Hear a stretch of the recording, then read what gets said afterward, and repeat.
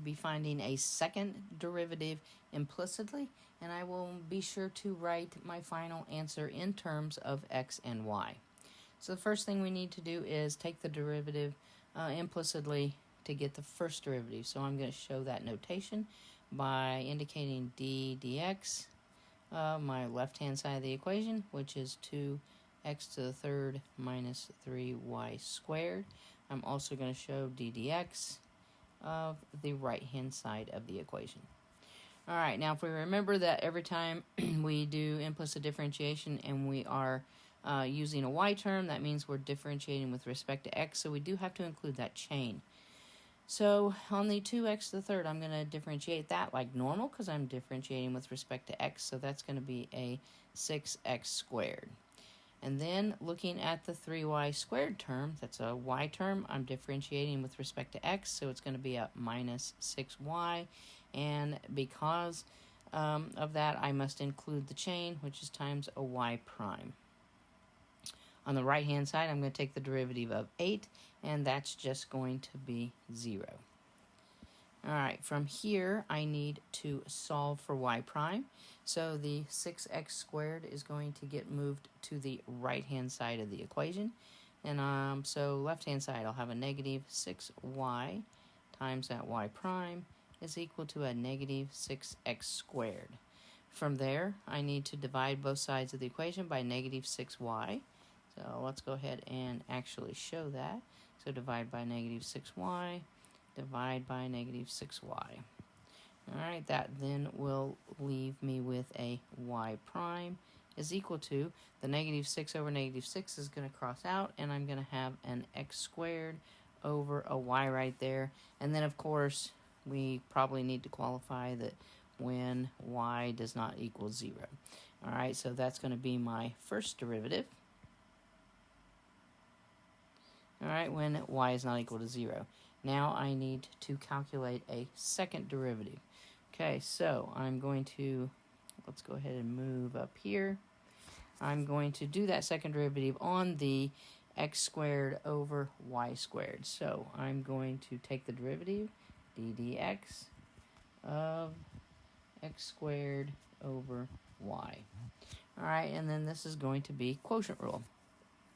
So again, if I have a y term, I'm going to have to be sure and include that chain here. So the bottom term, which is y, times the derivative of the top, which is 2x, and then minus the derivative, or the top, rather, x squared, times the derivative of the bottom, which would be a 1, and then put in the prime, so y prime, and then all over y squared.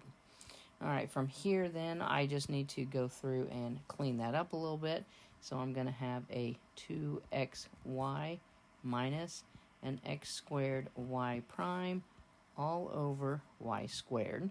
All right, now that is the second derivative there. However, that is not in terms of x and y. So we need to get rid of the y prime right there. So let's go ahead and see if we can't highlight that a little bit right here. Okay, that right there is y prime, and we need to get rid of that.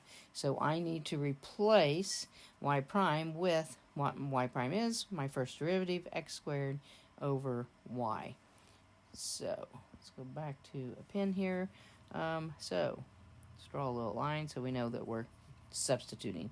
2xy minus x squared times, replacing the y prime with x squared over y all over y squared. All right, now what happened there was I created a complex fraction. So if I multiply through by the least common denominator of y, then I can get rid of that complex fraction. So I'm going to multiply that numerator by y. I'm going to multiply the bottom by y.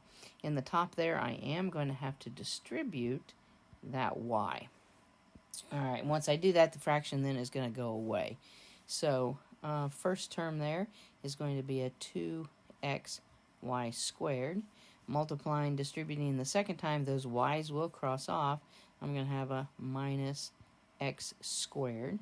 And then all over on the bottom, I'm going to have a y to the third.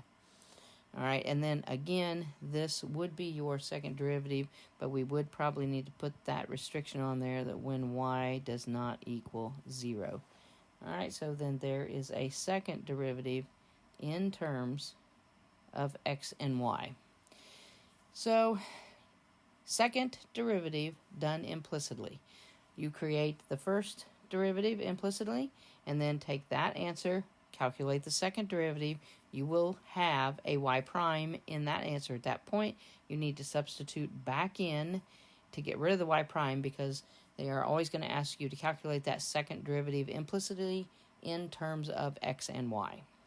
So definitely thanks for watching. If the videos are helping, please share with your friends so they can benefit too. And don't forget to subscribe to the channel and turn on your notifications. Thanks.